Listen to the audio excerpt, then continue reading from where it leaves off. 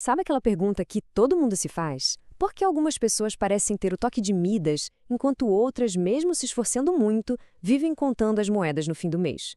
Pois é, o livro Pai Rico, Pai Pobre diz que o segredo não está no quanto se ganha, mas sim em como se pensa.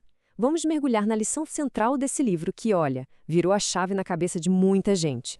A história toda é contada pelo autor, o Robert Kiyosaki. E a sacada é que ele cresceu com duas figuras paternas muito fortes. De um lado, o pai dele mesmo, que ele chama de pai pobre, e do outro, o pai do melhor amigo dele, o pai rico. Imagina só, os dois davam conselhos sobre a vida, sobre dinheiro, só que eram conselhos que vinham de planetas completamente diferentes. Então, a gente tem aqui duas mentalidades bem distintas sobre dinheiro. De um lado, aquela ideia de segurança, sabe? O emprego estável, a carteira assinada. E do outro, uma visão totalmente diferente, de fazer o dinheiro se multiplicar. Eram basicamente dois caminhos que levavam a dois futuros financeiros bem diferentes. E olha só que contraste absurdo! A diferença já começa na base de tudo. O pai pobre, que era um cara super instruído, um funcionário público, dizia: o amor ao dinheiro é a raiz de todo mal. Quase como se dinheiro fosse algo sujo. Já o pai rico, um empreendedor que nem tinha terminado escola, rebatia: não, a falta de dinheiro é a raiz de todo mal. Totalmente oposto, né? O conselho do pai pobre é aquele que a gente ouve desde pequeno, né? Estude muito para arranjar um bom emprego numa grande empresa. É o caminho padrão: tirar notas boas, fazer faculdade, buscar estabilidade.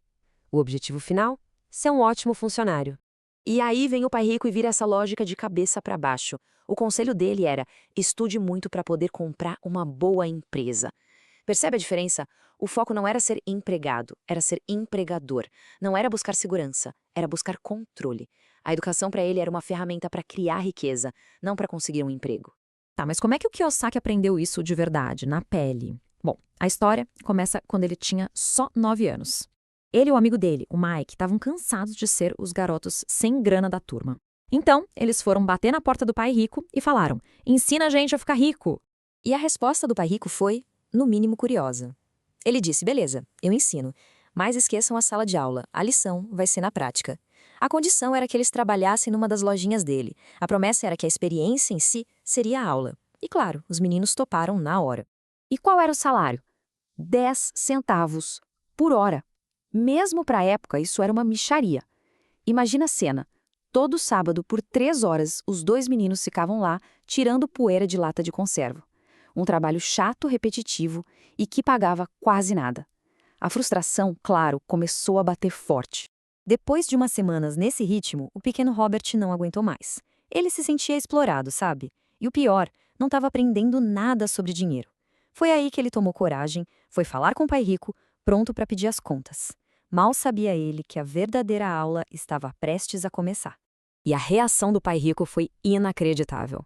Em vez de dar um aumento, ele fez uma proposta ainda mais maluca. A partir de agora, vocês trabalham de graça. Ele disse que a vida dá uns empurrões na gente de vez em quando e que a maioria das pessoas reage pedindo mais dinheiro, mais segurança. A lição era aprender a pensar, a enxergar o que os outros não veem, em vez de só reclamar. E aqui está a psicologia por trás de tudo. O pai rico explicou que a maioria das pessoas fica presa numa armadilha movida por duas emoções bem fortes: o medo e a ambição. O medo de ficar sem grana, de não pagar as contas. E a ambição, o desejo de comprar mais, de ter uma vida melhor. É essa combinação que joga as pessoas direto na corrida dos ratos. E essa corrida dos ratos é talvez o conceito mais famoso do livro todo. É basicamente a armadilha de uma vida inteira de trabalho, onde a gente corre sem sair do lugar. Mas o que é exatamente essa corrida dos ratos? Pensa num hamster na rodinha. Ele corre, mas não chega a lugar nenhum. É isso. É o ciclo de trabalhar para pagar as contas. Aí a gente consegue um aumento, ganha mais. E o que acontece? A gente gasta mais. Compra um carro melhor, muda para uma casa maior e, no fim, continua dependendo do salário do próximo mês para fechar a conta. É um padrão que se repete todo santo dia para muita gente. Acorda, vai trabalhar, paga a conta, dorme. E no dia seguinte, tudo de novo. É igual aquela imagem do burrinho correndo atrás da cenoura amarrada na vara. A cenoura é o salário. A gente se esforça um mês inteiro para alcançar, mas quando pega, ele já foi consumido pelas contas. É um ciclo de sobrevivência, não de crescimento. E a grande sacada do pai rico foi essa. Um emprego é uma solução de curto prazo. Ele paga as contas de hoje, sim, mas ele não resolve o problema de longo prazo, que é construir liberdade. Foi aí que a ficha caiu para o Robert. Ele tinha que parar de pensar só em ganhar um salário. Ele precisava começar a pensar em como criar uma máquina de fazer dinheiro. E foi aí, trabalhando de graça, que a mágica aconteceu.